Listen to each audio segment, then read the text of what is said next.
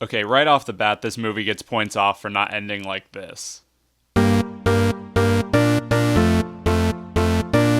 Creeper.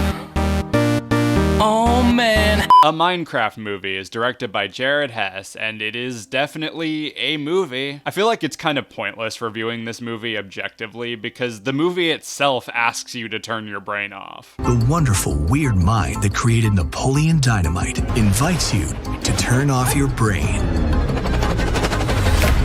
and just play.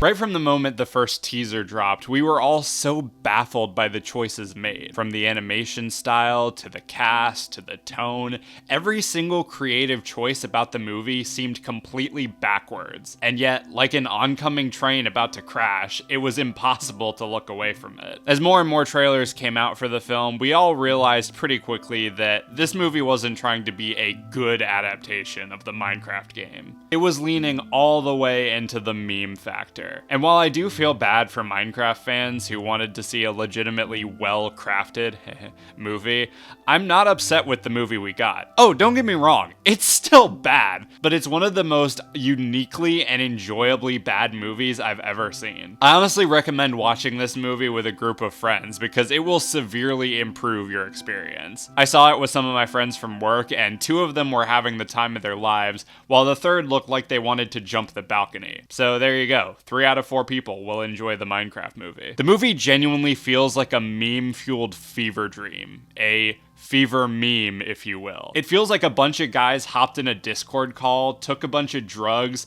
and played Minecraft for 4 hours, and this is the script they came up with. The story is pretty much Jumanji mixed with every shitty kids movie plot you've ever seen. There's these 2 kids who have to move to a new town because their mom died, but they don't say what happened to the dad. The older sister is able to buy a house for her and her brother and hold a manager job, even though she looks 16. The younger brother is some sort of boy genius who knows how to build a jetpack in his class. These are just the aspects of the movie story where you just kind of have to shrug and say, yeah, sure, fuck it. In terms of how faithfully they handle the actual Minecraft elements of this movie, I'd say it's probably fine. The opening details Steve's backstory and kind of lays out the mechanics for how this world works. The animation style honestly grew on me since the initial teaser. The photorealistic designs of the Minecraft mobs don't look as horrifying as they initially did, and the world is very bright and colorful, if a little samey. They don't explore much of the overworld, probably because they're saving it for a sequel, and it leads to the entire place lacking variety. But overall, the animation looks alright for the direction that they went, and it makes me wish all the more that this was a fully animated movie. Hell, even if you took the human characters and had them adapt to the Minecraft styles, as cursed as that sounds,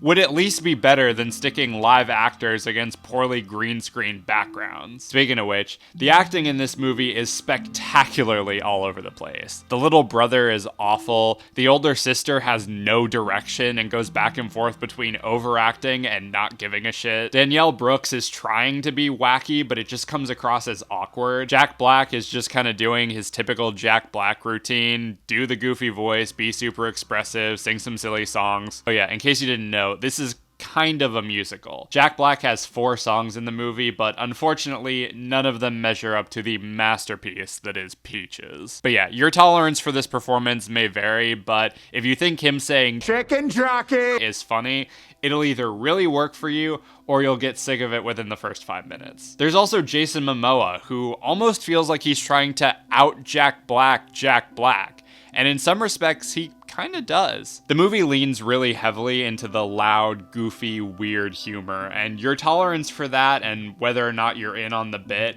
will impact whether or not you have fun at this movie. Because the movie overall isn't funny, but it's also hilarious at the same time. It feels like an infinite loop of cringe that is just so bad you have to laugh at it. The same thing goes for the dialogue. I honestly wish I wrote some of these lines down because they were so dumb that I had to laugh at them. The closest thing to a genuinely funny moment is the subplot with Jennifer Coolidge and the villager. And it was made even funnier by the kid sitting next to me going, every time he popped up. There's also a very cool tribute early on that was actually a very nice touch. Ultimately, I struggled to figure out how to even rate this movie because it is bad, but it goes so far out of its way to let you know that it doesn't give a shit. And I honestly kind of respect it for that. I feel like if you go in looking for a real movie, then you will no doubt be fed up with it very quickly. But if you just want to get your friends together and laugh at a dumb meme movie, then sure, fuck it, why not?